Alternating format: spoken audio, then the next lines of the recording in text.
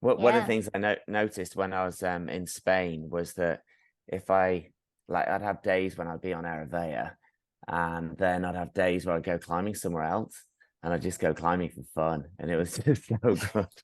Yeah. It's like it's funny, isn't it? I'm sure we're going to get into this in detail, but Yeah. there's like trying to send your project and perform, and then there's like climbing for fun. And I just remember walking into Finestra, for example, for a day of climbing where there's no pressure at all, and it was just like, Yeah. I feel like being on holiday rather than walking Yeah. into your project, and you're just like trying to focus on not thinking too Totally. much. Yeah. No, we'll get to that. I kind of wanted to break the conversation up into two halves actually, and like do a bit of like Tim as you and like your history and your career as a climber, um, and get some funny stories out of you. And then and then maybe focus like quite a bit on Eritrea because I just think it's quite interesting. Yeah. Okay, cool. Sound good? Yeah, sounds good. Well, why don't you lead off, and then yeah, we can take it from there. Yeah. So it's really funny because like normal people who don't climb think of all of climbers as adrenaline junkies. And Uh-huh. like, I don't think of Maybe. myself at all as an adrenaline junkie. But like, if you meet a random person on the street, they'll be like, wow, you climb mountains and rocks and stuff. Like, you must be like an adrenaline junkie. But you're actually someone who I consider to be an adrenaline junkie.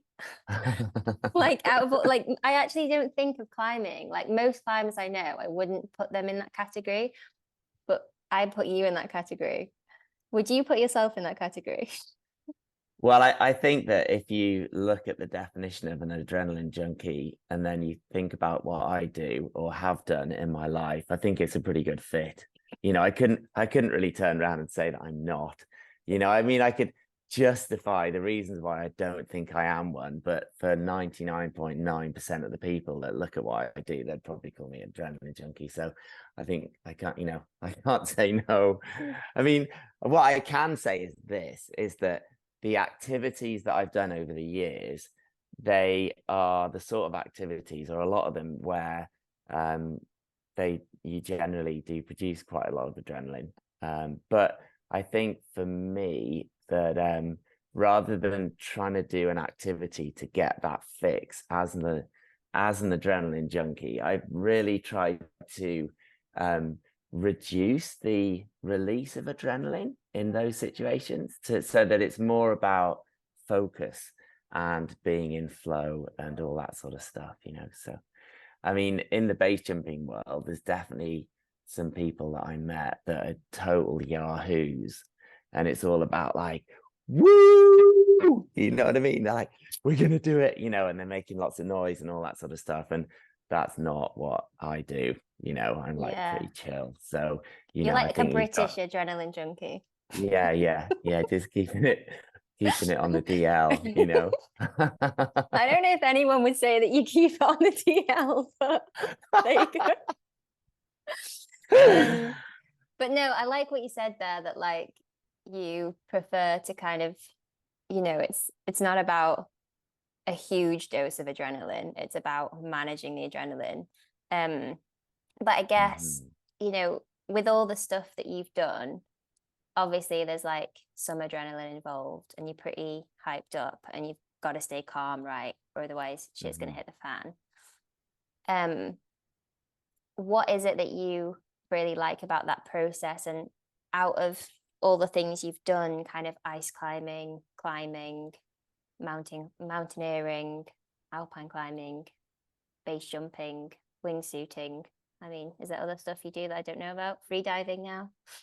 Yeah, yeah, yeah. No, it's really interesting. I mean, I think freediving is a brilliant subject to start on because it is probably the scariest thing I've ever done.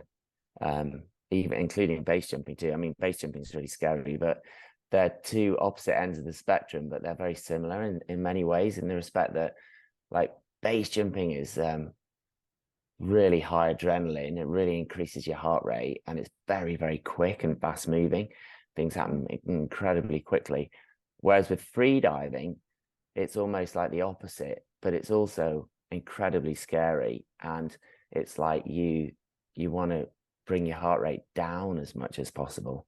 And some of the one of the challenges that I had with freediving initially was that when I was going to attempt to do a really deep dive, my heart rate would go up, and because I get adrenaline going into my body, and I didn't want that at all. And I was like, oh damn, I don't want my heart rate to go up. I want it to go down. And trying to deal with that, like using various techniques to try and keep my adrenaline at bay so that it wasn't being produced, so that I could relax, and it's been fascinating actually on this recent journey with Ayurveda and getting into meditating, because I've never done that before. And I find that going free diving is probably the closest that I've been to meditating in my life, because you're basically trying to switch your body and your mind off so that your heart rate goes down, so that you can relax as much as possible. And the closer you are to being asleep, the better you perform, so there's there's lots of two very, very different worlds actually. I mean, I kind of got lost a little bit in those worlds then, but yeah, I mean, what is it? So free diving is quite a new thing for you, and I guess a lot of the other things you've been doing have been a bit more fast paced. What is it that kind of first attracted you to these sort of sports, which are kind of adrenaline inducing sports? Yeah, sure. I tell you what it is. It's well, there's two things. First of all, there's I like to have experiences that I haven't had before. I really believe that like life is made up of the experiences that you have along the way, and I want to fill my life with as many of those experiences as I can. But the other thing that I've really noticed, especially with sports that are deemed as like adrenaline sports, is that there's usually consequence associated with what you're doing, and I find that the greater the consequence, the more I have to really focus on what I'm doing. And I really like that. I enjoy being in that situation, and it's the whether you're free soloing or base jumping or free diving or something like that, it's really when the consequence is at its greatest that my attention is brought most into the moment, and I'm incredibly alert. And I think that's what it is that I'm striving for in those different sports. When do you think you noticed that? Do you think you've always known that that's actually what you're attracted to, or has it taken you a while to actually figure that out? No, I mean, I remember like soloing right wall many years ago on the Cromlech, and I definitely noticed it then, because I felt amazing, like when I was on the wall and just about to set up for the crux, and you're way above the ground, and you just feel absolutely in tune with the holds that you're holding on to, and each fingertip on each hold. And it's like I think that probably brought me into the moment more than anything I'd ever done in my life up until that point. And I mean, I can actually remember it very specifically, like setting up for the crux where you reach up and make a really long move to the pod. And I distinctly remember like each one of my fingertips on each piece of rock that I was holding onto, because I was acutely aware of the fact that if I broke a hold, that I was going to die. So I wanted to make sure that each fingertip was on a piece of rock that was really solid. So I was very specific where I put each one, and then each foothold I wanted to make sure that it was on good rock. And it's a long move, so you really got to pull hard on your fingers and push with your feet. And I distinctly remember that split second where I had two hands on and both of my feet, and I pulled up, and then I let go with one arm to then reach up and get the pod. And for that split second where I let go with my right hand, I was just like, wow, I really hope that nothing breaks right now because, you know, I'm pulling pretty hard on these holes. And I reached up and I got it. And I was like, oh, you know, and then carried on going. So I think that that moment was a very enlightening moment for me in my climbing career. And I think that it gave me a sense of focus and flow, I guess, that I'd never really experienced before. And I definitely noticed that that was something that was magical, and I really liked it a lot, and I wanted more of it. And maybe that's why I then got into like base jumping, because I had similar levels of attunement with those activities, you know, which gave me a similar experience. Yeah, tell us more about that. Like, you know, because I guess people are listening and they're thinking, yeah, I mean, I really like that in climbing when I feel really focused and it's intense and I'm like really there in the moment and I'm in flow. Um, but what do you think is about the needing there to be kind of consequences there? Like, why not be into sport climbing and like why do you think you needed the kind of the next like more consequential thing? Because base jumping's got to be one of the more consequential sports you've done, right? And that are out Yeah, that exist.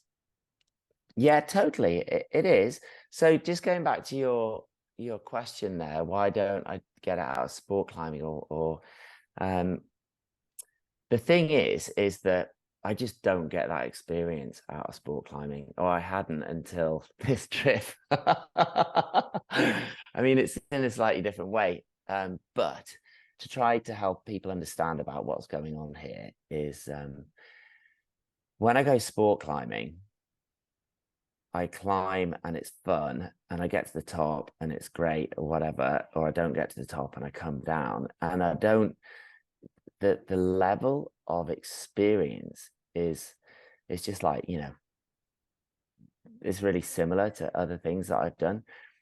Whereas these specific times, like where I've been, like for example, when I was soloing right wall, or when I jumped off my first cliff and I was base jumping, and the experience that I had as I went into the air, and then my view, my sort of field of vision changed from looking out to the mountains in front of me to looking down this wall.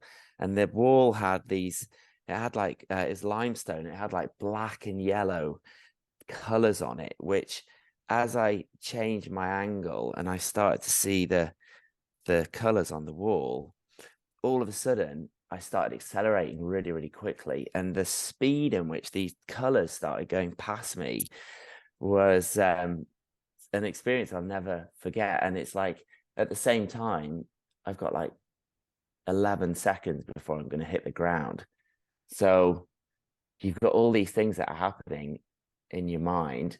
And it was such an acute sort of level of awareness that I've never really experienced before, because I'm seeing all these different sensations, but I'm also really aware of the fact that I have to pull my parachute before I hit the ground, and I don't want to hit the wall, and all these different things. So it brought me into I guess a level of awareness which is just totally different to when you go sport climbing, and it's really intense. And another experience that I suddenly thought about then was when I was on Meshuggah, that grit route at Black Rocks. And the first part of it was like when I was putting on my shoes, and I was really nervous and kind of excited but scared at the same time, because I knew that I was about to go on a journey which was right at my limit, and it had very severe consequences if I made a mistake. And I didn't really know whether I was going to be able to do it or not, because it was that close to my limit physically. Like, I mean, the hardest route I'd ever done was 8A, and it's probably like 7C plus, and you're soloing, you But know. also, I So don't even think the grade there like really characterizes it, does it? Because it's really insecure, slopey, yeah, technical, powerful climbing, isn't it? It's not just like doing a really secure 7C sport route or something. Yeah, but the other thing, I don't know if you know this, but when I the way that I do the hardest move or the hardest section on that is actually I shut my eyes and Oh no, yeah, why? totally. Yeah. I know because the thing is I had these three things that I had to do, and I found that if I shut my eyes, I could really focus on my body. Because I think we have Interesting. like I think we have approximately 12 million sensations in our body, and 11 million of them roughly are from our eyes. So if you Mm, shut your eyes, like all of a sudden you've cut off like, 90% of the sensations that your body receives. So it can really allow you to focus on other mm, things, not get distracted. So I didn't know this at the time, but this, I mean, going back to when I did Meshuggah, I remember it was what I had to do was I had my knee in the pocket, and because you do this funny knee move thing, and I had to make sure that I pulled down with my left arm, not like this, but I had to then do that move. So it was not just this move, but I then had to do the rotator cuff to really lock it in down here. And then I had to kick with my left foot. I was smearing it on the wall, so I just kick as far as I could with that. And then with my knee, I had to push it right over. And I did all these three things with my eyes closed. And then I knew that once I'd done that, I could reach up with my right arm and open my eyes and I'd have the hold. And it totally worked, but it was pretty intense, like shutting your eyes and doing all that, where you know that if you do fall off, you're gonna like end up in hospital big time.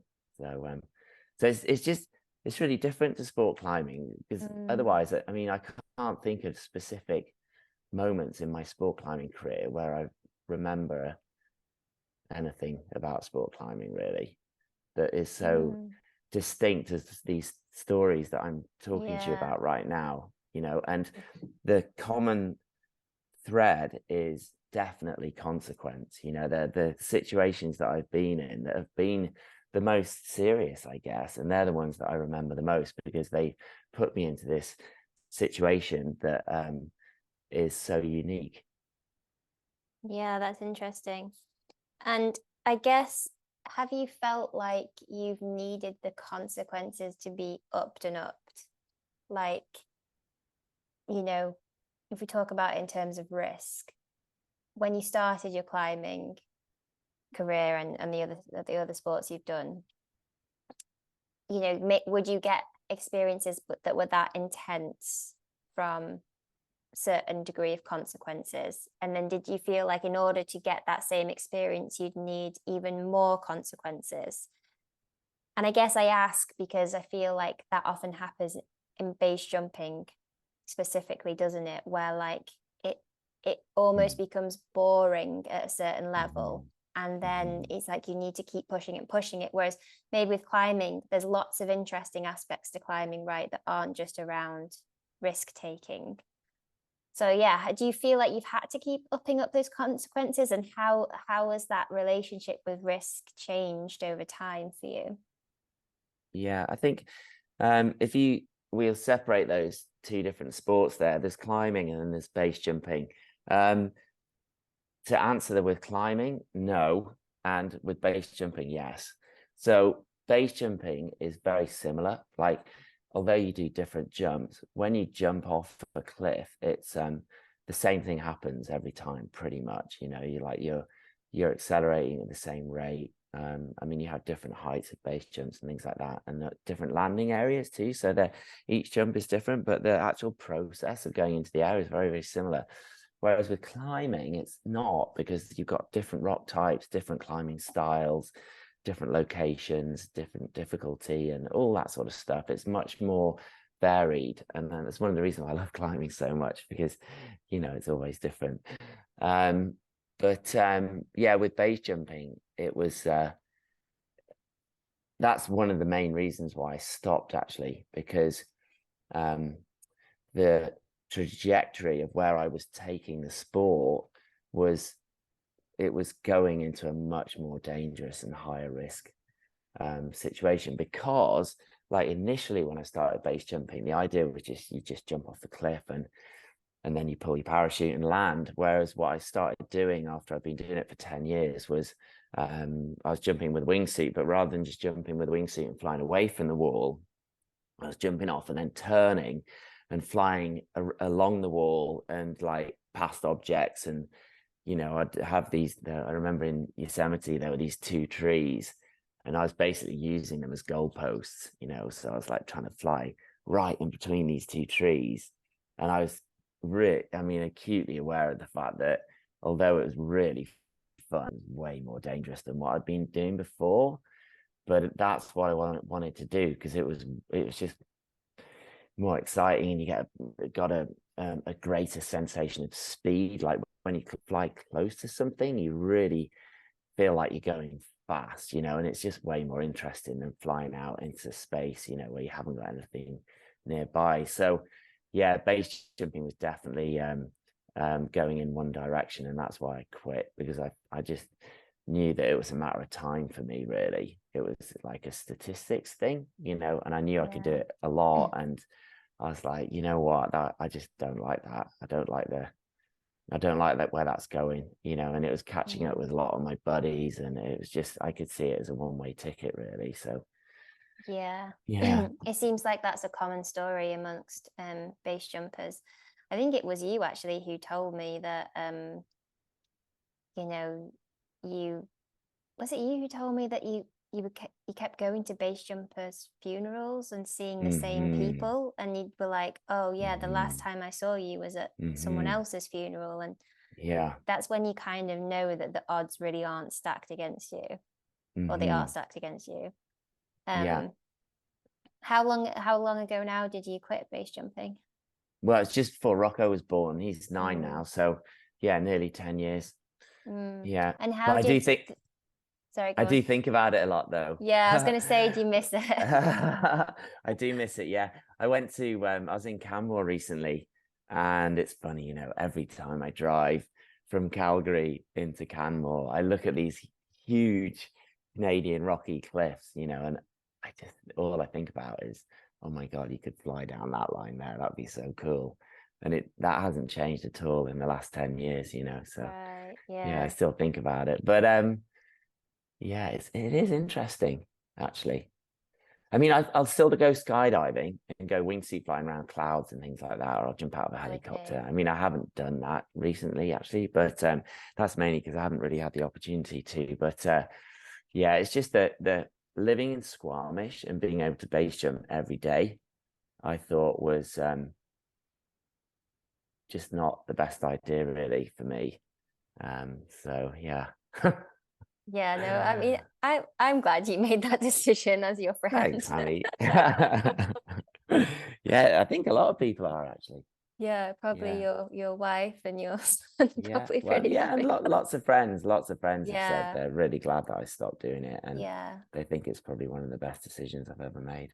right, yeah. I mean, I remember when I when I announced publicly on Facebook many years ago that I was stopping base jumping, that it was lots of people sent me messages going, "Oh, thank God for that!" You know, we're so glad to hear it. You know, so yeah. Could you describe your closest call in either base jumping or climbing or anything, or yeah, Mm. what's been the closest? Hmm. Um, well, I can think of quite a lot of base jumping situations, but I can't think of any climbing ones. Oh no, I can think of a climbing one, actually. Yeah.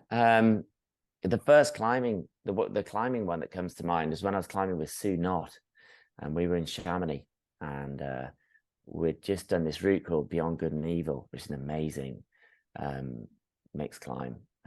Really cool, actually. We when it was first put up, it was supposed to be like the hardest alpine climb in the Alps, but then I think one year the conditions were really good and lots of people did it, and that's when I did it with Sue. And we had climbed up to the top, and we'd finished about 11 o'clock at night. We were abseiling down in it took us about 3 hours, I think, to abseil down the route, and we were just about to go into this gully, but I couldn't find anything to fix an anchor to put the rope into. I was on a really steep, slow slope like this, and this serac broke off like way hundreds of feet above me, and I could see it coming down the side of the mountain towards me. And I was like, oh my God, I'm about to get hit by an avalanche. Like this is it, you know. And Sue was a rope length above me, and I could just see this like cloud of snow and ice and whatever it was coming down, and it kind of exploded. And then you know where you see when you see films of someone putting a camera in front of an avalanche and the avalanche comes towards the camera, that's what I saw. And I was like, oh my God, this is it, you know. And I'd gone off the rope because I was trying to find a place to fix the rope to, and I managed to get back to the rope, and I wrapped the rope around my arm about 4 times, and then got engulfed by this cloud of snow and ice, and I was just like hunkered down in the snow, and all these like ice crystals was like making such loud noise on my helmet, and I was there just waiting to get hit by something and then blasted off the mountain, and it didn't happen. And then after a while it just dissipated, and I was still there like covered in all this snow and ice. And I think I mean, luckily I was about 100 feet above the gully that I was about to go into, and all the debris must have gone down into that and missed me. So and yes, that was pretty spicy. And Sue was screaming. She thought I'd died. And Wow. you know, she got covered in it, and she was 200 feet above me. So and that was actually my first alpine climbing experience. Oh wow. So it was definitely a like, wow, this is pretty full on. Like like my first alpine climbing experience, I nearly died. And then my first base jump off a wall, actually that day, the Dwayne, he was like the most experienced base jumper, he actually died that day. Your It was first day pretty, base jumping off a wall, someone died. yeah, the guy that was in our group, he did his first wingsuit jump, and he just pulled too late, and his canopy didn't pressurize before he hit the ground. And we went and saw him, and it was really full on, actually. Yeah, it was Wow. really full on, and he was there with his girlfriend, Oh, and no. yeah, she was hysterical, and it was just like, oh my God, what are we getting ourselves into? I remember Rocco and I mean, not Rocco, Leo and I were yeah, really shaken up big time, because we were like, well, what are we going to do? I mean, are we going to get into this sport, or are we going to say like, that's it, we're not going to do it? But I mean, witnessing that experience definitely saved my life. Like, I wouldn't be here if I hadn't seen that, because what it made me do was it made me really respect making good decisions in that sport, rather and walking down when conditions weren't right, and you know, being really sure about saying no and not jumping in iffy conditions. So I don't think I'd be here right now if I hadn't seen that happen on that day. Wow. So yeah. What after you see something like that, and you know that's probably not the the last fatality you would have known about, right, as a base jumper, and I imagine you would have had other friends die, or at least people you know.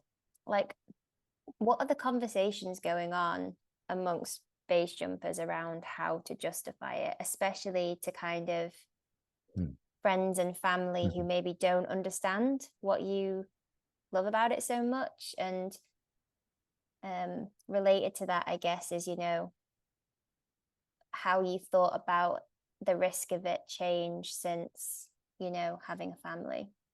Well, it's interesting actually, because for me it was very black and white. Now, I all of the time, like for the whole of my base jumping career, I always believed for myself that if I researched as or I basically read up about every single fatality that ever happened, and learned why that happened. And I was like, okay, well, if I make good decisions and I do all my homework and make sure that I do everything correctly, then I'm going to be okay.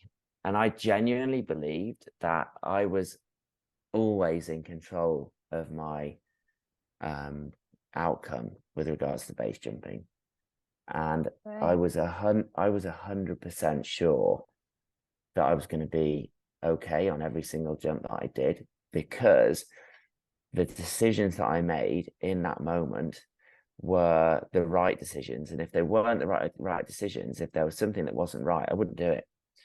And I've walked away from loads and loads of jumps where other people were jumping. I'd just be like, I'm not going to do that.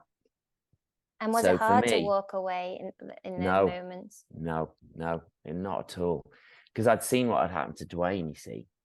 And it was like, look, you can either jump off here and end up in hospital and be in a hospital bed for months, or worse, or you can just turn around and walk away right now. And it was actually pretty easy. Right. It was either right or it wasn't, it was very binary. And there was no. But how did that work though? Because obviously, like a lot of people who are now hurt or dead probably also thought like that, right? Well, Or I did don't you know. did you I think don't you were know. different? Because I guess that's what, you know, that's what I guess you have to think that you're different, don't you? Or otherwise you can't I justify guess it. so. I guess so. Yeah, I suppose so. But for me, um, I felt really sure about my decision making, and I felt that I could confidently say to Katie or my mum or my dad or whatever, and say, well, if I make good decisions, I'm going to be okay. Because I did know that my chances, or the statistics for me, of passing away or like losing my life to base jumping, like the statistics when I started were, I had a 20% chance of dying in my base jumping career, which is actually pretty low, you know. Not I mean, I low. was told, well, I mean, it is, well, it No, actually, it's really it, not low. it It's turned not low at out to be, all. That's it like turned, saying, if you've got five bullet barrels in a gun and you put in one bullet and someone just points it to your head, there's a well, 1 in 5 chance. yeah, it is, but I understand what you're saying, and I totally agree with you in some ways. However, I don't agree with you because you have decision making that comes into that too. You Yeah, so you see, were hoping to now bring those odds down.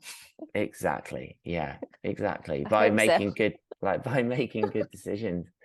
But I mean, it actually turned out that the odds were much greater than that. So the people that I knew in my base jumping career that I jumped with the most, it ended up being about 50-50. No way. So basically, of Yeah. the people who were pushing it and made it a career, it was 50-50. Not all of them, but the people that I was jumping with. Yeah, the people that So I half of knew. them are dead. Yeah. That half of them stopped jumping and half of them are dead. Yeah. Yeah, it Seriously. was, Then there's no yeah. one still jumping. Not, there are some people who that we met along the way that were really good at base jumping, and they're still doing it, and Okay. they're still, they're still alive, so for example, people like James Bull and Robbie Pecknick, and they were right at the forefront of wingsuit base jumping. And like, so for example, Robbie Pecknick, he runs a company called Phoenix Fly, and they make wingsuits, and he's like the godfather of wingsuiting, basically. Right. So the people that really specialize in it and do it all the time, there's still a lot of them that are still alive. But just out of the people that I was jumping with, like for example, Dean and Sean, and my friend Gus and another guy called Sean, and yeah, all of our crew, basically, they either all of them died or they all stopped. So Wow. yeah, out of our team, that's how it worked out. Wow. Yeah. I was They, interested when you said, you found it really easy to walk away, when you weren't 100% sure that it was safe to jump. What are the sort of things that might cloud that decision making? I guess obviously there's, you really want to jump because it's fun and that's what you love to do.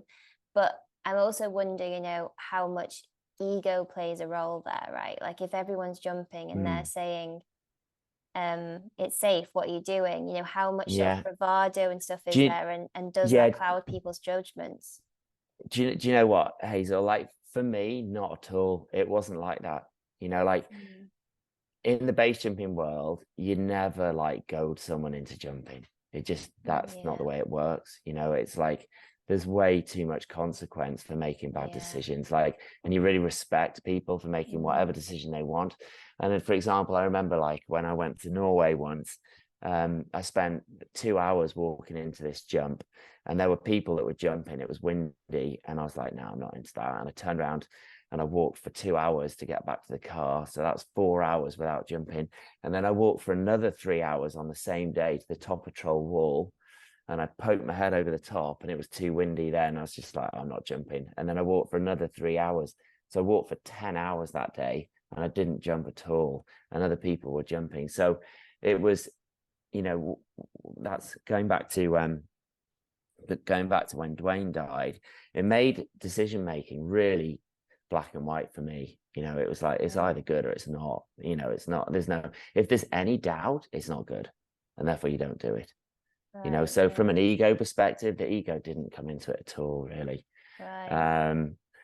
Because and I really genuinely thought that if I made good decisions that I'd be okay. And the one day that changed was the day that I stopped. Right. Wait, what do you because mean? The day that I realized that I wasn't in control of whether I would survive or not was the day that I stopped base jumping. And what caused you to realize that you weren't in control, and what had changed for that realization to take place? I crashed, and I was wingsuiting in the Vampire Spies, and I jumped off and I was flying, and that was great. And then I turned and I pulled my parachute, and as my parachute opened, I started to get 4 line twists around. So I ended up flying backwards into a boulder field that I couldn't see because I was facing the wrong way, and I couldn't do anything about it. I couldn't turn around. I couldn't get out of the line twist, and I knew I had about 10 seconds before I was going to land, but I couldn't control where I was going, and I couldn't see where I was going, and I was 100% at the mercy of what was going to happen. I had no control over it at all. And that's what made me realize that actually I wasn't 100% in control of my destiny. And I got away with it, but I just didn't like the fact that I wasn't in control. And I realized that might happen again. And as soon as I realized that, I was like, well, I'm out. I don't want to do this. I don't want to be exposed to the fact that I'm not actually in control of what I'm doing. Because then when you're standing on the exit point and you're about to go, knowing that something might happen that you're not in control of, you could be like, well, this could be my last jump. And like being a parent, and also being turned around to Katie, my wife, and saying, okay, hon, I'm going to go jumping now, knowing that there is a chance that I might not come back. I just couldn't justify that at all. And that's why I stopped. Yeah, that's interesting, because it's interesting to me that you've ever thought that like there wasn't random error in there, that you were completely in control. Because I feel like maybe that's why I'm like not as into soloing. I obviously do sometimes free solo, but I don't really feel like I'm 100% in control. Like I do think that there's some random error, and so I don't know. And for me, I don't know a lot about base jumping, but it seems like there's more random error in base jumping than in climbing. Would you agree with that? Yeah. Yeah, maybe. I guess it depends on, thing with climbing is you got rock, haven't you? Like the Yeah. whole breaking is the random error. And I Yeah. think with base jumping, I mean, of course there is random error, you know, but I think when I was doing it, I was trying to ignore that, you know, and because the thing is, if you think about that, then it exposes you to the possibility that something might happen that you don't know about. And I think I didn't want to be thinking about that, you know, so I was sort of forcing myself to believe that that didn't exist. And then that would help me to really focus on what I needed to do. So I guess I subconsciously chose to ignore that, and so that wasn't actually in the equation, even though maybe as a more experienced person now, I think as you get older you become more aware of things like that, but as a young base jumper I really didn't, that wasn't part of the plan, you know, and that helped me to be really confident with the decision making that I was doing, because I genuinely, yeah, well, as I said before, I thought that if I made really good decisions I could do it in a relatively safe way, you know. Yeah, And which yeah, it's like looking back now, it's like you were smart. You were pretty smart, but also not smart. So it's yeah, weird. Like exactly, I you know, you're yeah, smart enough to walk away when things weren't in your favor, but you also were like turning a blind eye to some of the uncontrollables, I guess, right? It's like you were controlling mm-hmm. everything you could control, but the things that you couldn't control, you weren't actually respecting, I suppose. Would you say that? Yeah, yeah, I think so, but then you don't really know, do you? You don't really know what those things are because you don't know what they are.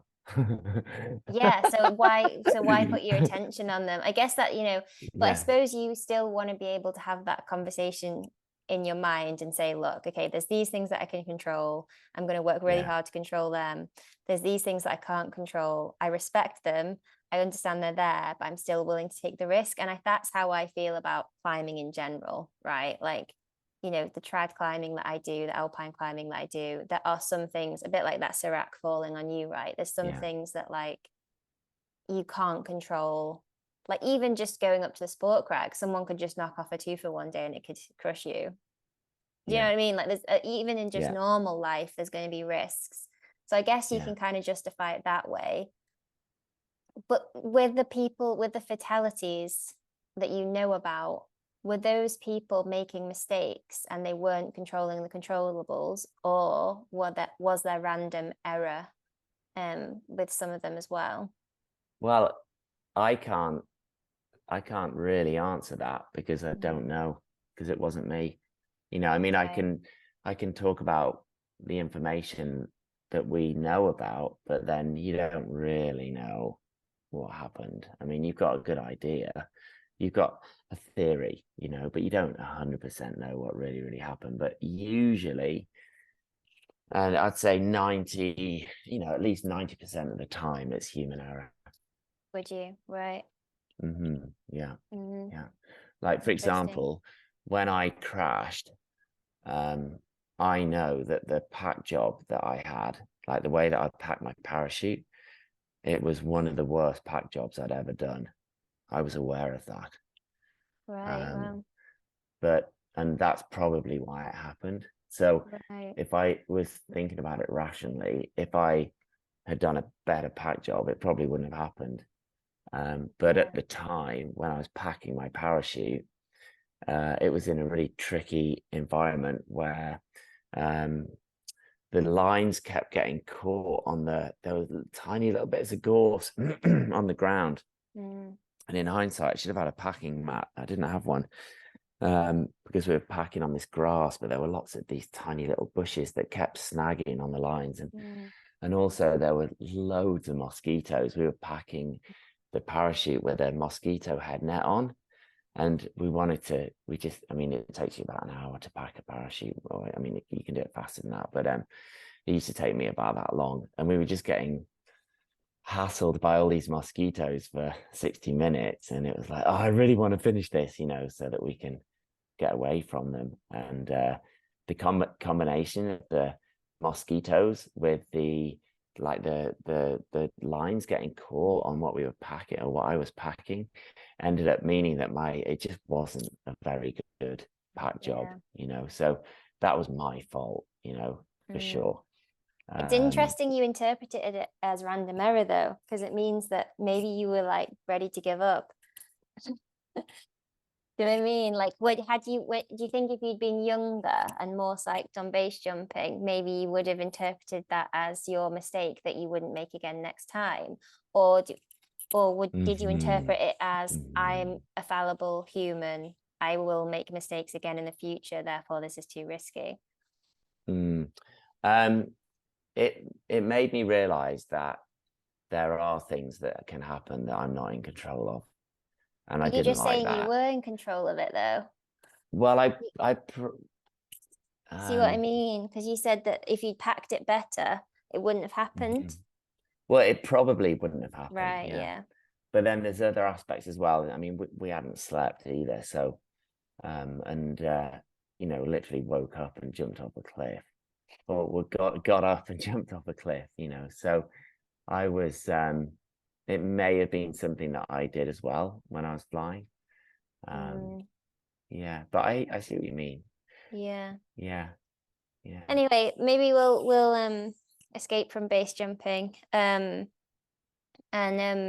we'll get to Eritrea, but just before we do that, I mean, you're like about as diverse a climber as you could get in terms of like the different types of climbing that you do, right? You do, but you also do other sports too. How have you managed to sort of balance those sports out? And yeah, how much do you get out of like different experiences? Because it's, you've just done so much different stuff. It'd be interesting to hear what you think about sort of diversity and all of it.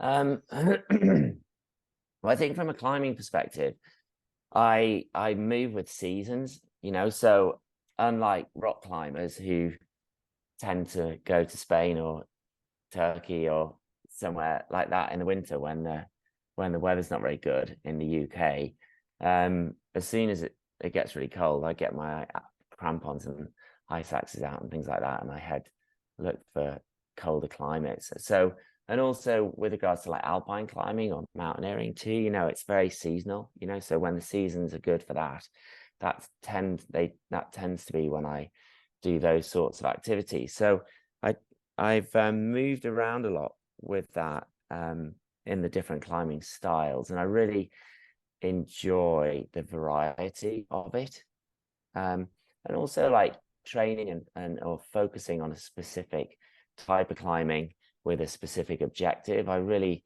enjoy that about climbing because it makes it's always interesting. You don't get bored or for example, because you're doing the same sort of thing. But then with regards to other sports, yeah, that's an interesting one. I mean, I really got into free diving when I was injured from climbing. It's when I took a year out of climbing. So it was a brilliant option for me because living in Squamish, I'm right next to the sea, and I teamed up with a friend of mine who was a freediving instructor, and it was a way of being able to do something that was that I really enjoyed and I could focus on and I could learn, and it gave me that that ability to get into flow, which I wasn't able to do through climbing because I wasn't climbing. So freediving was a brilliant option at that time, and it fitted really well into my lifestyle. And then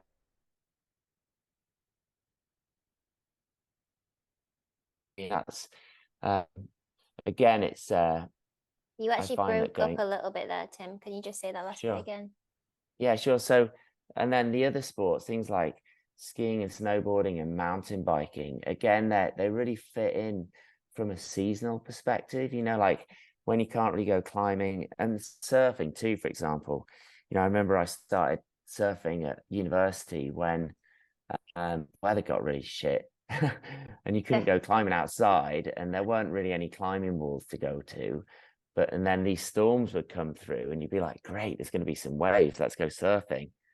And then going mountain biking in Squamish, you basically do it when the weather's really bad and you can't go climbing outside. And mountain biking is really good for training your legs if you want to go into the mountains. So I'll be Yeah. doing that as a sort of a training tool, but it's also really fun as well. And again, it gets you into flow, because that's the thing with when I stopped base jumping, I really missed that ability to get into flow, because base jumping has got speed and consequence, and it brings you into this really fine-tuned environment where for 60 seconds or 30 seconds or however long the jump is, you get into flow, and it's amazing. And when I stopped base jumping, wasn't able to do that anymore. And I thought, well, hang on a minute, what about mountain biking? Because mountain biking's got speed, it's got consequence, and it also has the ability to get you into a state of flow because of that. Do you And not I get into miss flow as easily then with slower sports like climbing? Do you feel like you're what. not in flow climbing, or? Yeah, that's true actually, because there isn't the element of speed. I think that with wingsuit flying and mountain biking, because things are happening very, very quickly, and you have to navigate your decision making in a finite amount of time, that I get into flow more easily than I do when I'm in climbing. Like I don't get into flow climbing as often as I do as when I'm in a speed orientated activity. So I Yeah. find and that's one of the reasons why I got into mountain biking, because the consequences of making a mistake, maybe you're going to break your arm or something like that, but you're not going to die. And for me, that was much more acceptable as a parent and an athlete than like going wingsuit flying, you see. So yeah. That's interesting that you don't get into flow as much in climbing because it's not a fast sport. I think the reason for that, or like this is my theory anyway, is like because your thinking mind can come online in climbing because it's slow. So like if you get to a rest, sorry, I got a sniffle. But I what I like about that though is the challenge of being in flow. Even basically like learning how to turn that thinking mind off. And I wonder if you found that with free diving, because I imagine free diving, like that thinking mind can come online because it's not happening at pace. And I wondered if you learned any tools in any of the different sports you've done to be more present and access flow more easily. Yeah, well, that's really interesting actually, because all of the deepest dives that I've done free diving, I've done with my eyes shut. And I think it's interesting how in order for me to focus on what I need to focus on with my body, with free diving, I close my eyes. If I go back to that time when I was on Meshuggah and I did the same thing, on the crux, I shut my eyes as well, so I could really focus on my body to make sure that my body was doing all the things I needed to.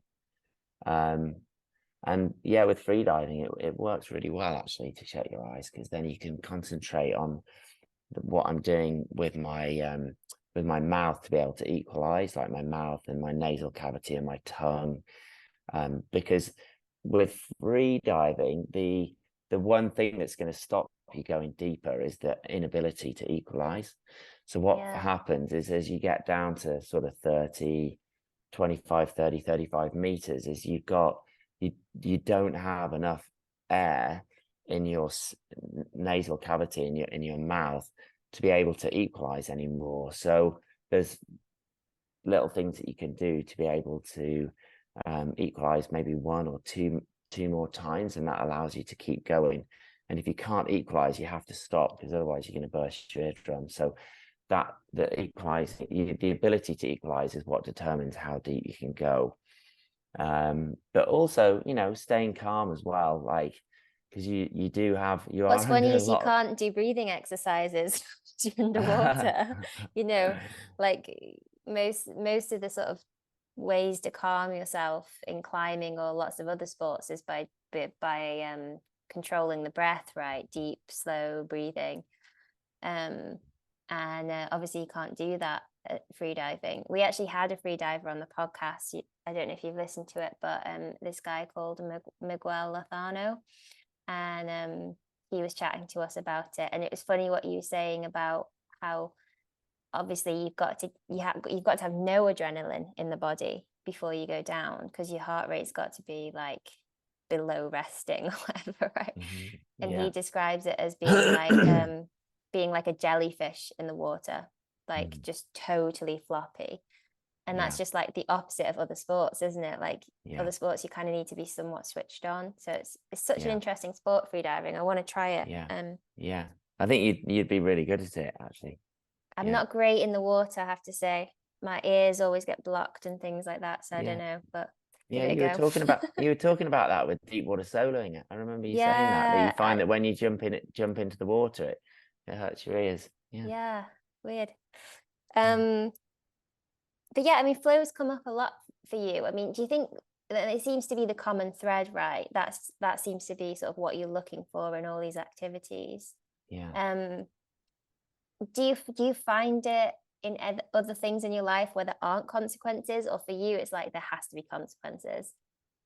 Yeah, no, I do actually. Like, so I found it when I was doing some like Wim Hof breathing. Gilly told me about this technique that I first started trying when I was in Spain trying to climb Eravera in 2019. And it's quite an advanced breathe up, this. And I don't know whether I wouldn't recommend it if you haven't done it before. But then, I mean, it's obviously up to yourself, up to anyone listening to this, whether they try it or not. But what I was doing was lying down on a bed, and I'd breathe rapidly for 2 minutes. Like, so you like might interpret that. Hyperventilating. Hyperventilate for 2 minutes. Yeah. So I do that for 2 minutes, and it would make me really lightheaded, actually. And then after 2 minutes, I'd exhale, breathe out completely, and then hold my breath for as long as I could. And that would vary for between 2 and 3 minutes. I'd breath hold for that long. And then I'd repeat that 5 times. So I'd do 5 cycles. That's really like Wim Hof though, right? This is the same as Wim Hof, or is it more rapid, the breathing that you're doing before? No, it's the same as Wim Hof. Yeah. But I've done this before. But I think, but I'm doing it for 2 minutes. So I think he says like do it for 20 breaths or whatever. But this is like, you basically do it for 2 minutes, and then you breathe out and hold breath for as long as you can. And the first time I did this, I think I must have passed out, but on like the 4th or 5th cycle. But I had this really interesting reaction where my whole body started trembling and shaking, like my legs were visibly vibrating. And I had this and like nearly every time that I've done it since, apart from 2 times actually, on the last cycle, when I relax and breathe normally, I get this sound, this noise comes to me, and it gets louder and louder and louder.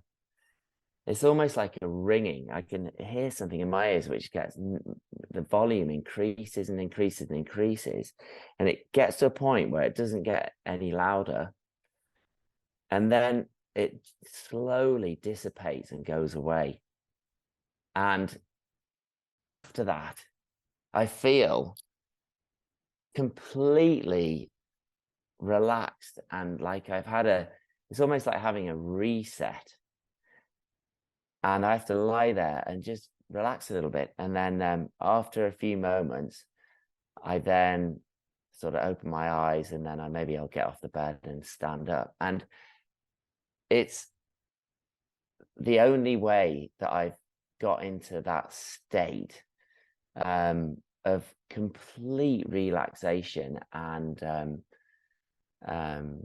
it's really interesting, actually. Have you ever had that before?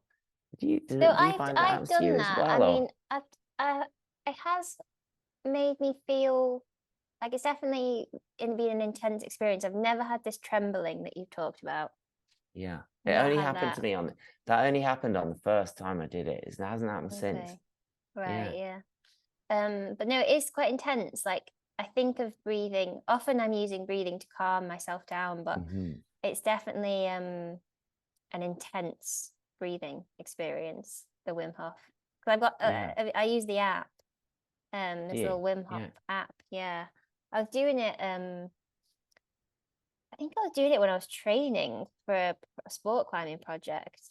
And I'm not sure why, maybe for recovery or something. I can't remember all the Hmm. different benefits of this breathing technique now, but it's definitely something to look into. I was also getting into my cold water swimming a bit as well.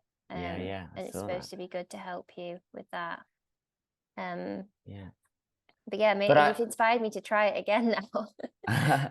I found that moving towards Ereveya, like I found that psychologically, if I did this during the day before I went climbing, it really helped to sort of reset my brain, so that if Right, I yeah. was a bit nervous or thinking about things, or I had a lot of self-talk going on, if I did this breathe up for 25 minutes, I found that it was a really effective way of stopping any of the self-talk and just like relaxing my mind, Mm-hmm. and giving me like I call it like a reset. I feel like Yeah. it's a reset for my brain. Nice. Yeah. Well, let's talk about Ereveya. First of all, just like tell us like the journey, like give us a brief overview of the journey so far. I know that might be hard to do, but sort of Yeah, like no, what prompted you to sort of try it in the first place, and then yeah, um also talk about like your the sort of the inspiration to share so much of it, right? Because that's a bit yeah. of a big piece of the story.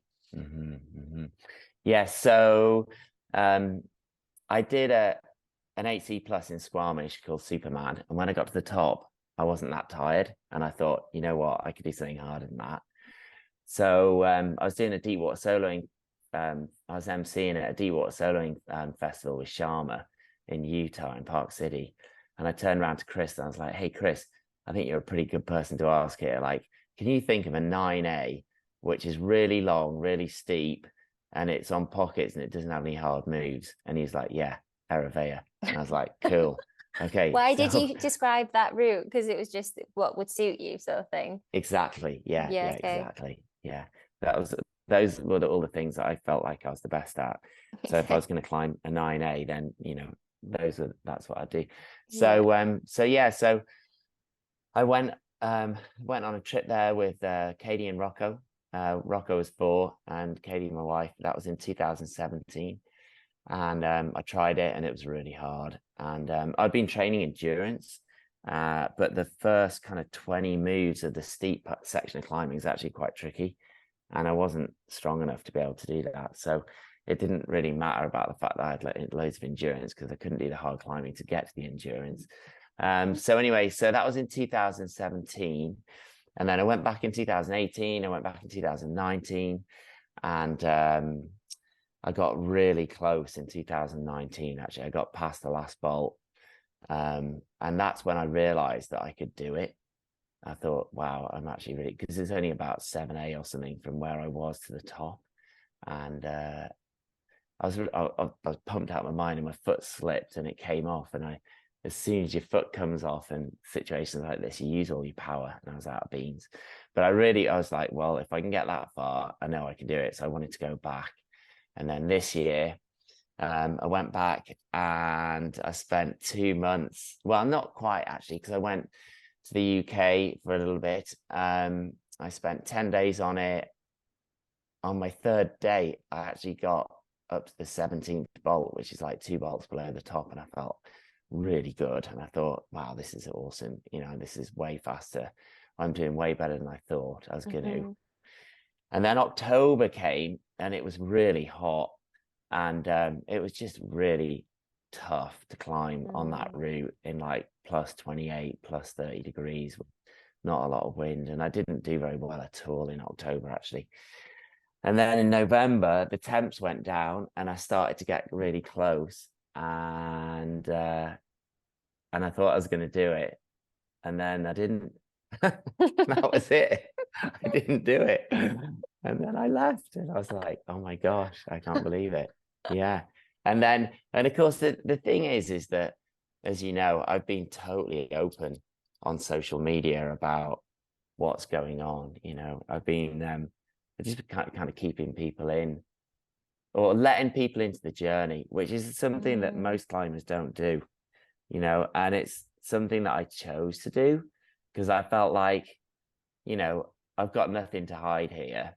And it's, I'll share the journey with people and they can come along with it if they want to, you know, and it is what it is, you know. And I mean, I did feel quite vulnerable doing that, but then I was okay with that because I didn't have anything to hide really, and it was just part of the process and part of the story. And I'm just like, well, this is what's happening, and you know, here you go.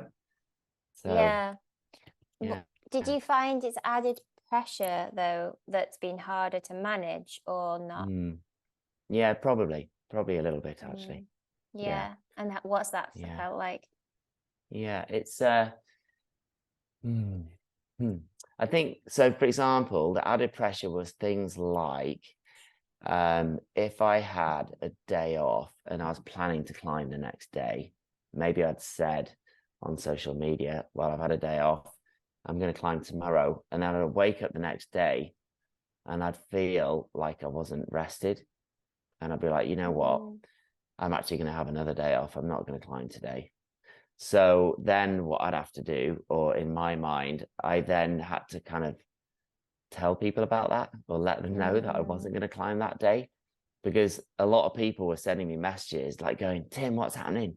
You know, what happened? Did you do it? Did you try it? You know, and what you might not be aware of is that although people were commenting on social media or commenting on Instagram, they were also sending me personal messages, like they were like, you know, thanks so much for like taking us on this journey. And you know, what I realized, and that it really helped me a lot actually, was that because I was being really open with people and sharing the journey with them, a lot of people were finding it incredibly helpful with their own climbing and their own journeys. And I got so many messages from people saying, wow, this is really helping me out a lot. I'm so happy that you're letting us, you know, you're being open about this, because, you know, I'm in a really similar situation when we're climbing and I'm just having a really tough time. And seeing how you're dealing with what's going on is just like, it's really inspiring. And it's just helping me with my own projects, and it's getting me really motivated to try and keep trying it, you know. So yeah, that's cool. Yeah, I guess, you know, what you're really kind of famous for is sort of like being mega psyched. You know, part of that's like always being really positive, right? Throughout this process with Ereveya, have you felt like that positivity has been tested? And if so, like, how have you managed it? Oh man, it's been has the positivity been tested? I mean, there were days on Ereveya when I'd wake up in the morning and I'd had 2 rest days and I felt amazing. And I'd warm up and I literally felt like Superman, you know, and I'm like, wow, I feel so good. And the conditions would be amazing. And I'd slept really well. And I was just, everything was perfect. And I think, in fact, I think one day I started putting out these like positive affirmations on my social media. And I was like, you know, just putting it out there, like, why not? You know, because I was like, it was quite an interesting experiment actually. Like, so for example, I'd say, this is the best day of my life. Everything always works out way better than I could possibly have planned it to, you know, which is really powerful. I mean, if you say that, if you really say that and you try and believe what you're saying, it's amazing how it affects your psyche, actually. And it's something that I got this off a chap called a buddy of mine, Reed McAdam, and we were doing many years ago. We actually climbed the path together on the same day on his birthday, and we were saying these in the morning that we did the route. And one of the reasons why I did it is because of the way that it changed the way that I feel. Like if you're a bit nervous, if you say a positive affirmation like this, like it can get you really excited, which might not be the best thing to do, but it definitely releases chemicals in your body which if that are not there unless you do it. But anyway, going back to the stories, yeah, this one day that I was warming up, I just felt so good, like, and I set off on the climb, and I'm practicing a lot of things that you talk about. You were definitely a key influence to my mindset when I was climbing Eravea, and a number of other people had also introduced concepts which were very similar to you, in the respect that you focusing on your breathing, focus on the move, be present, feel how the hold is. Don't think about the outcome. It's not about the top and achieving it and all that sort of stuff. It's literally, how does that hold feel? And then how does the next hold feel? And really focusing on my breathing and letting go of the outcome, and yeah, just focusing on the moment. And I really felt like I was doing the right thing. I was like in the moment, the way that I was supposed to be. And anyway, the climbing was going really, really well, and I was trying to stay away from those feelings of, oh wow, that was really easy. When you do a move and you've done it like hundreds of times, but it feels much easier that day because you feel really fresh. And I found that in the past, when I would get into that mind state where you're like, oh wow, that feels really easy, I'm really strong today, and then I start judging how I'm climbing, and then that's when you like make a mistake and blow it. Yeah, because I think this is what people don't realize about, because positive affirmations and positive self-worth talk are great on the ground, but when you're climbing, you don't, even if you're because this happens all the time, and I have a really classic personal example I won't use, but basically, when you get near the top of a route and you're like, yeah, I'm gonna do it. It's positive, but it's still distracting because you're not thinking about the move in that moment, and that's when you lose tension and your foot pops, or you don't read a move correctly or something like that. So you're totally right that, like, even when you feel good, you kind of don't want your brain to go there because it's still distracting and taking your attention away from the climbing. Yeah. And anyway, like, just going back to the question that you asked earlier on about, was my positivity tested? Basically, there were a bunch of days, or there were a bunch of attempts where I was climbing really well and I felt really, really good, and then something would happen and I'd fall off, and I'm just like, what? And what was that? What were those things? Were they controllable? Well, no, one of them wasn't at all. No, like I was setting up for the upper crux, for example, and I had the undercut like this, and I was just about to reach up and get the finishing hold of the upper crux, and my flipping left hand just flew out of the undercut, and I was just like, what? And I felt super solid, and I just goes like, well, what's that all about? I totally don't understand why that happened. I didn't do anything wrong. I was focusing on the move. I wasn't thinking about the next bit. I was just there. And then all of a sudden it would just come, I just fell off. I was like, what? And then that's one of your two goes used up, and then on your next go, you're a bit tired, and, I'll get to the same move, but I'm tired. And then I fall off because I'm tired. And then that's that day gone then. And I'm just like, come on. And you've had your 2 days off, you've got really good skin, the conditions are amazing, everything's everything's amazing, you know, it's just all totally lined up, and then your hand slips off, you know. And anyway, and so yeah, I definitely found that quite tough. And there was like, I was just like, well, you know, I was trying to stay away from the fact that, you know, that's unfair, that shouldn't have happened, you know, because you know, I totally understand that that's not going to help you out at all. You can't change the past, and you know, things happen that you're not in control of.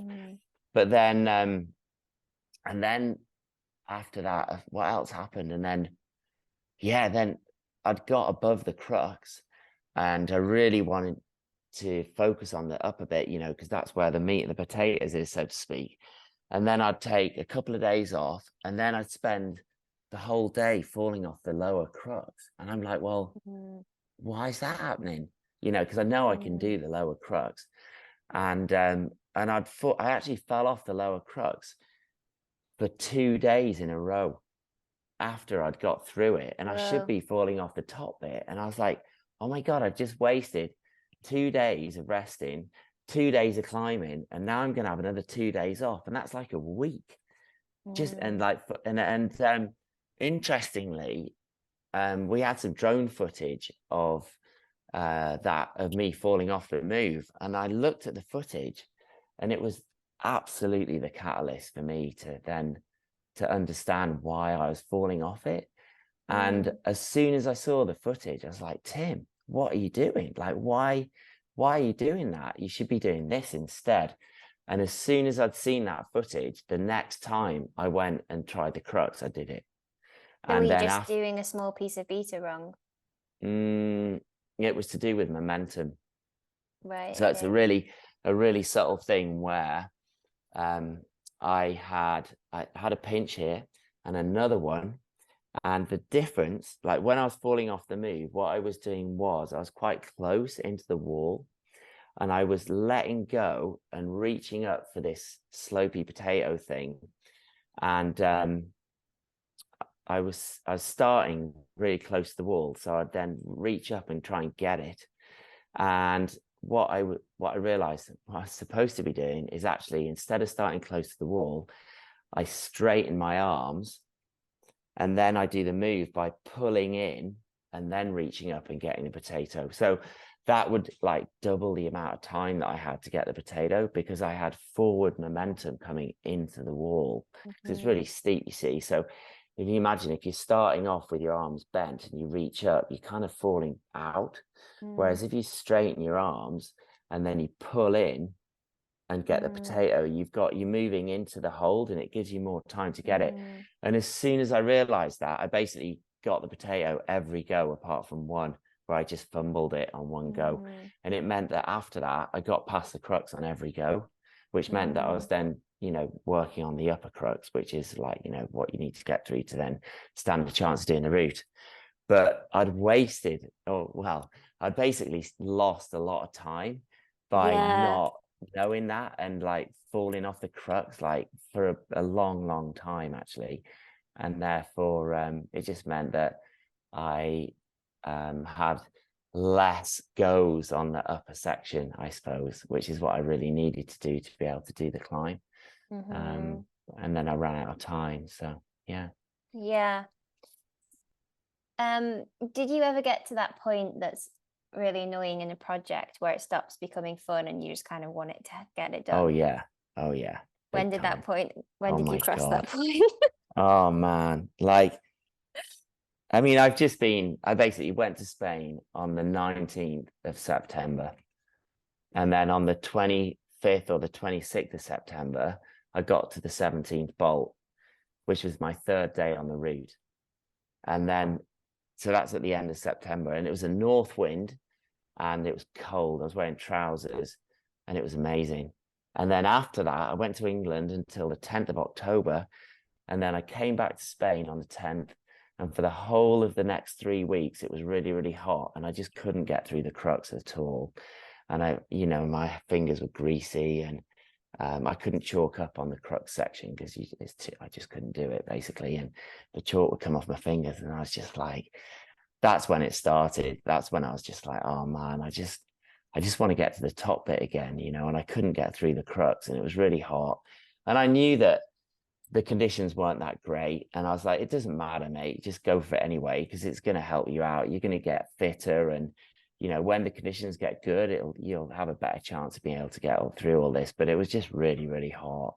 And I wasn't able to get through it. And so for all of that time, you know, all of October, I felt like that. And then when I got into November and it started to get cool, and I still was falling off the crux. And then that's when I saw the video footage that I just talked to you about. And then I kind of changed my body position, and then I started to get through it. And then I was way more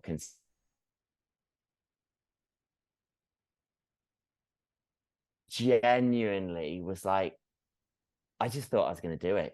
I really, really thought I was going to do it. I felt so good and I felt so ready. And I just was like, the other thing was with Angelo too, is that, I mean, Angelo and I have been climbing on the route since we started in 2017.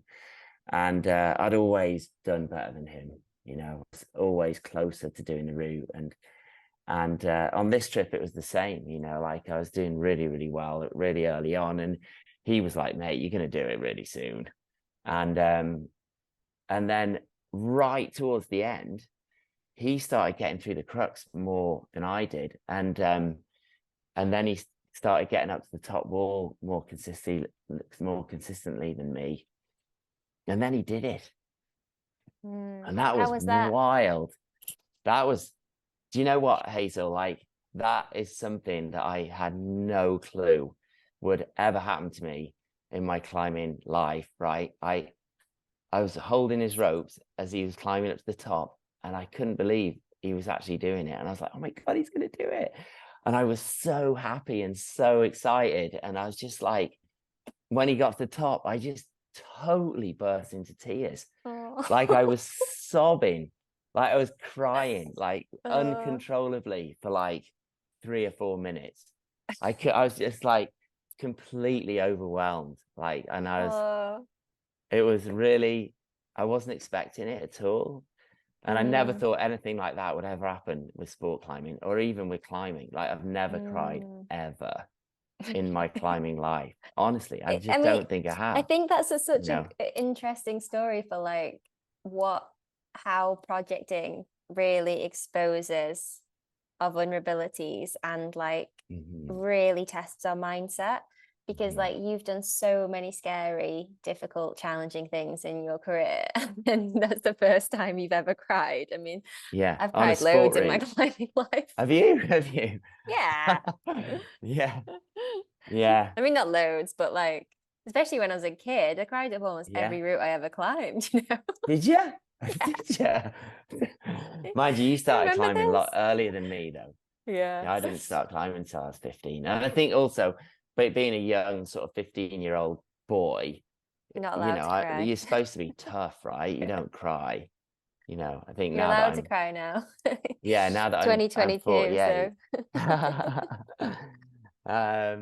But you know, how did you kind of manage those setbacks, you know, and like the feeling negative and feeling like, oh, I just want to have it done, you know, because these are the things that everyone deals with in the project, right? Like it's really fun at the start, and then there comes this point where you're like, I just want to get this thing done. You know, how did you manage to stay positive and focused through that? Yeah, cool. Good question. So what I did was I stayed in the present, and like, you know, you just push on basically, because you can't change what's happened in the past. And if you think about things that have happened in the past and they're like weighing you down in your present, you're better off just letting go. Because if you're thinking about things, if you're focusing your energy and attention on something that's happened in the past that you can't change, you're just wasting your time, you know, and you're wasting your energy. And so I think being able to let go of it's gone, it's done, it's in the past, you can't do anything about it. But what can you do right now that's going to help you out on your next go? And focus on that, because I find that that's really powerful. Mm-hmm. And if you focus your attention on things that you can't change, then you're just wasting your energy. So try and leave that behind and focus on what you could do right now. And some of the things that I was doing that would really help me was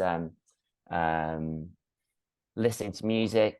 Maybe in the evening I'd like watch a film, and that would allow me to go to sleep without thinking about the moves a little bit.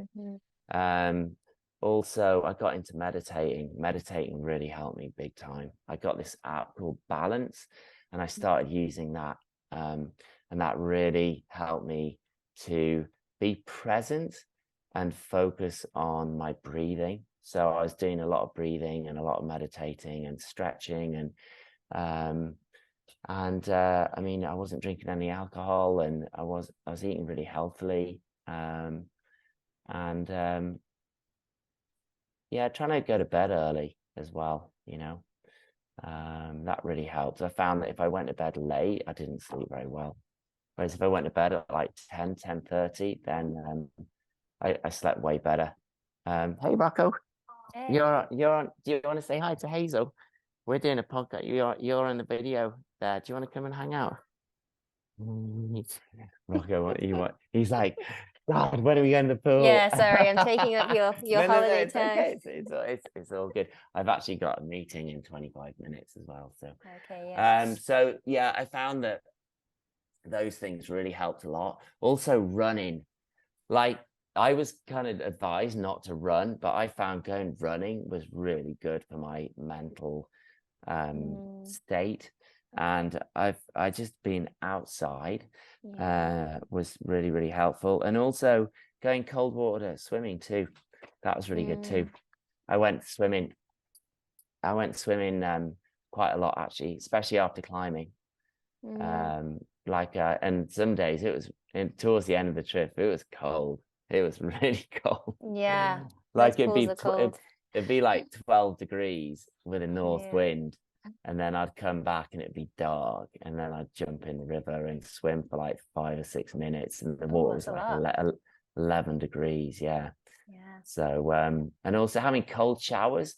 I wouldn't go cold water swimming before climbing. I'd do it afterwards, but what I would do in the morning is I'd have a cold shower for like 60 seconds. I really enjoyed that, and having a quick shower for 60 seconds with cold water, it doesn't make your skin go all soft, but it means you can have a wash, and it just heightens your senses and switches you on.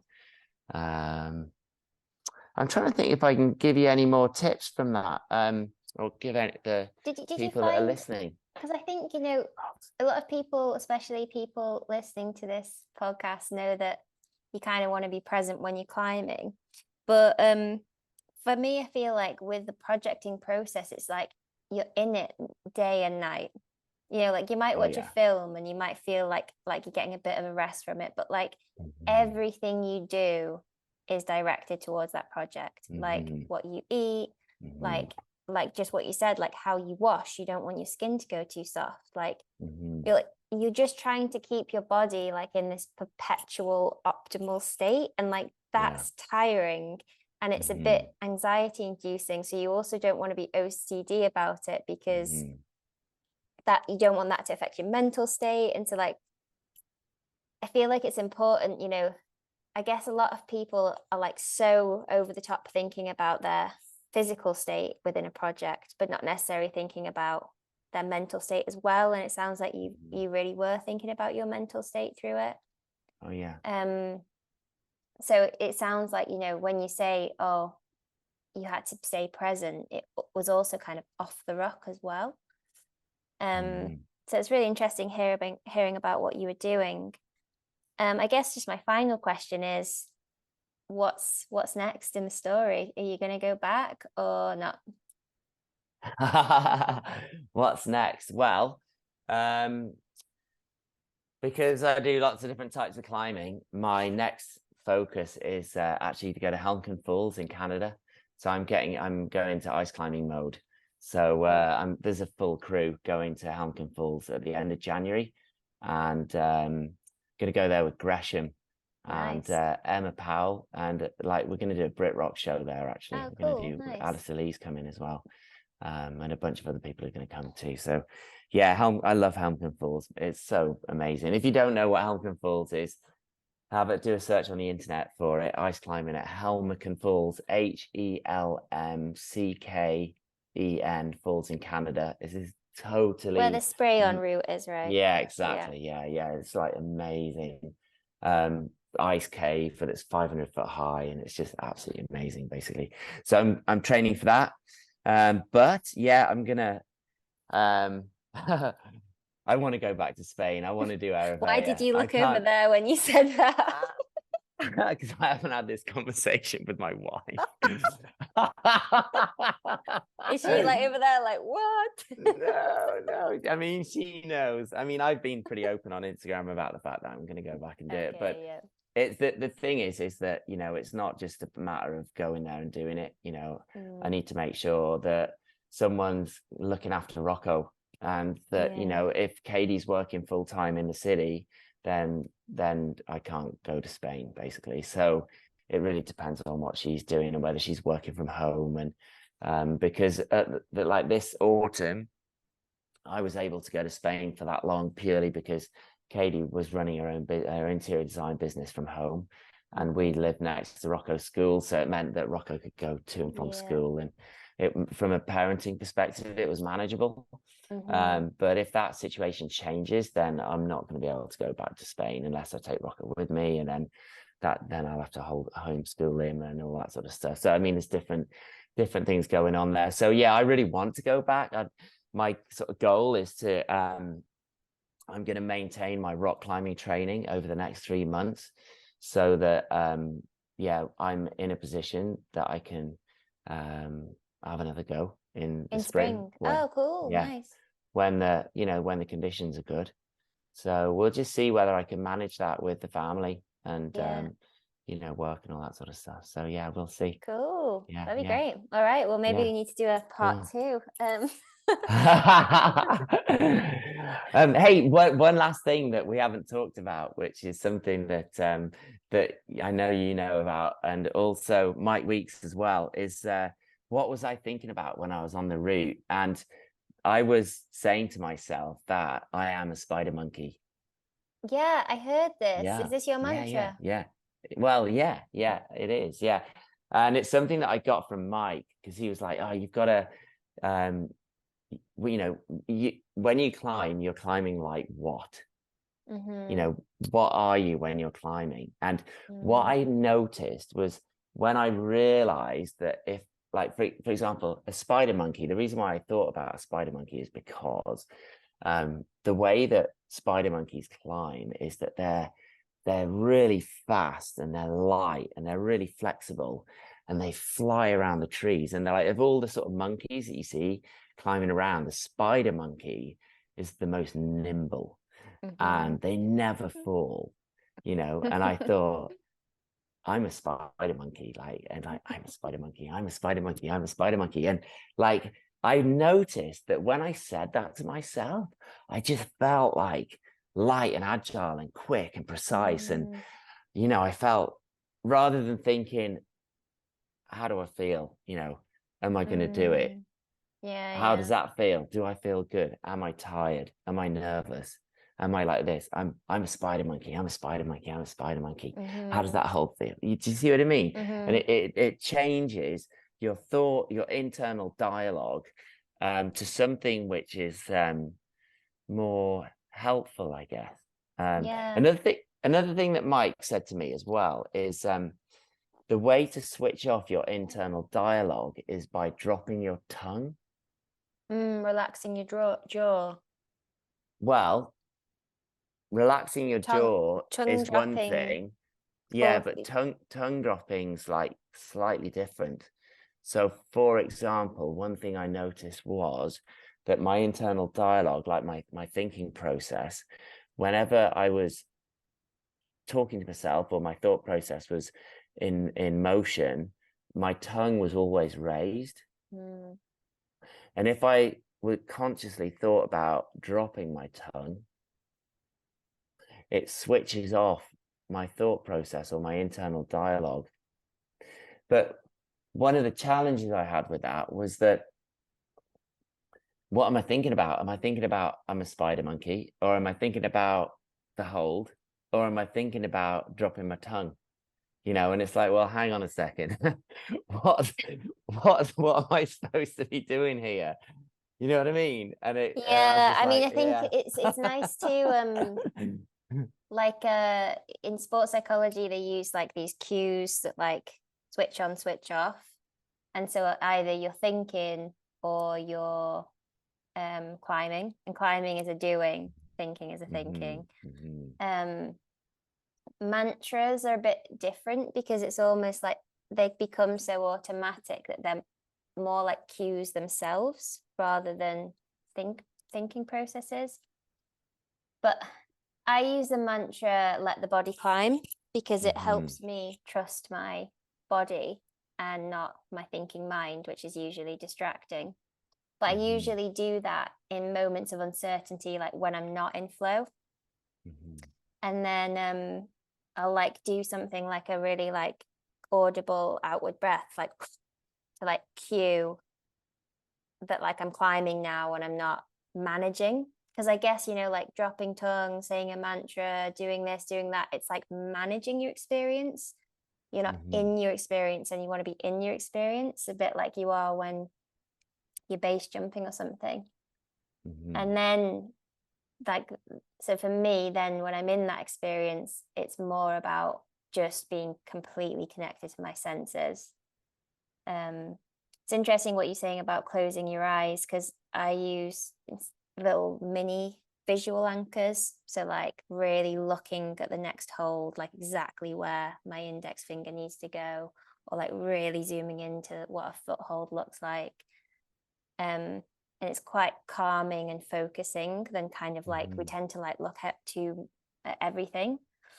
So yeah, it's quite cool when you start playing around with those things. And like I think what's really interesting about your story is like, yeah, you didn't do the route, but how much stuff did you learn in that journey? I mean, loads of stuff you would never have learned from doing like the one scary climb or something, like sticking with something and like staying at it. It just brings up so many challenges that you don't face when you do like one scary route or something. So it's weird. It's like you think of sport climbing as like the psychologically easy form of climbing, but it's just not, is it, when you take on a big project? Well, I tell you what, Hazel, like the reaction that I had when Angelo climbed Eravea, like that I think the reason why I really, really want to do Eravea, I want to go back and have another go, is because I want to know what the experience is going to be like when I get to the top.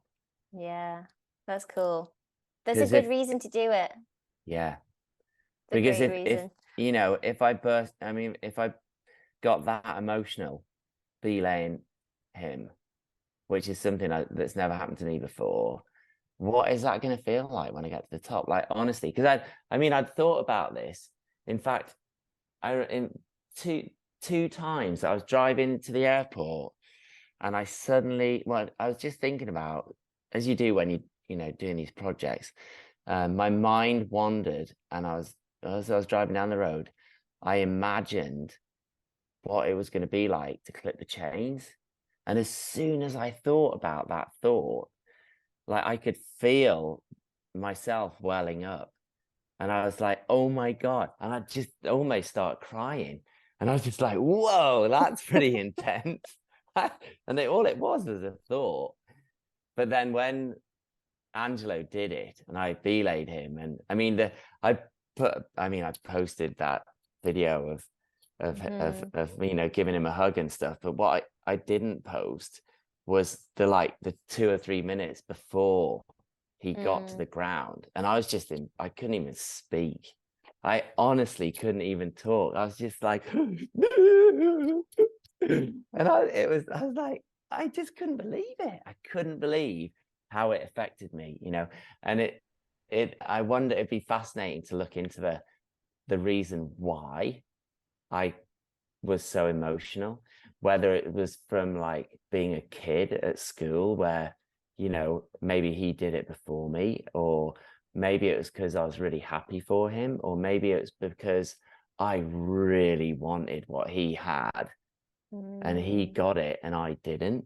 And maybe it was like, imagine, you know, when you're like 3 or something, and someone else gets a toy that you want and you don't have it, and then you have a tantrum, you know, and you cry because that's what you want it. You want the object, but you don't have it. I mean, I don't know whether it was that or I don't know what it was, but what I do know is it was like full on, and it hit me really hard. And I was psyched. I was so flipping elated for him. You know, like I've belayed people before where you're trying to do a route before them and you're like, oh, I really hope I get it before that person. This was different. This was really different. I mean, we are just, I mean, we're devoted. I mean, it was like day 80 or something for Angelo. I mean, you know, we really had been trying for a long, long, long time, you know, and all of a sudden he did it, and it was like, it was that's pretty amazing. intense. That's pretty intense. Yeah, totally. Well, I guess you got to go, but thanks for sharing the story, which doesn't have an ending yet, but no. Is a very inspiring story nonetheless. And I think, you know, I think that's the coolest part about it, like just how positive you've stayed and how dedicated and how focused on the psychological side of it you are. Because a lot of people miss that part, and it's kind of the main thing, really, you know, like obviously you need to be fit enough and you need to be strong enough, but it's the thing that lets you down, really, isn't it, at the end of the day? And it's the thing that can make the difference, you know, where your attention is in the moment. Is the kind of the crux for projecting, because it's so easy to be distracted when you want something so much. So do you know, I really feel like I did everything right. I mean, maybe I didn't. Maybe there was something I didn't do right, but I really feel like I did everything right. I couldn't have done anything better, really. It was purely like a numbers thing, you know. Like if I was able to stay there a bit longer, maybe that would have helped. If the conditions had been a bit better in October, maybe that would have helped, you know. But I was doing everything right, you know. And it's, the fact is that it's right on the edge of my limit. That's the bottom line. You know, I've only done 1/8C and 1/8C plus, you know, and it's like I've really put it out. I've put it out as far as I could possibly put it. And that's why I haven't done it, is because it's right out there, you know. And for sure, I could have tried something easier and I probably would have done it already. And maybe a lot of people aren't prepared to put it as far away as that because they know the chances of doing it are so low, you know. But it's been an amazing journey. And I think the saving grace for me, just to like wrap this up, is that even though I haven't done it, because I took so many people along on the journey, I've had so many messages from people just saying, oh, thanks so much. It's really helped me a lot with my climbing. And that in its own right it makes it worthwhile, and it makes it a success, you know, which is which helps me out a lot, actually. And it makes it less of a like, well, you didn't do it, you know, and because it's helped a lot of people out in the process. So that's good. And you've learned loads too, right? So it's been great. So thanks for sharing that, and thanks for coming on the podcast, and all the best with your winter plans. Thanks very much, Hazel. Yeah, nice to see you.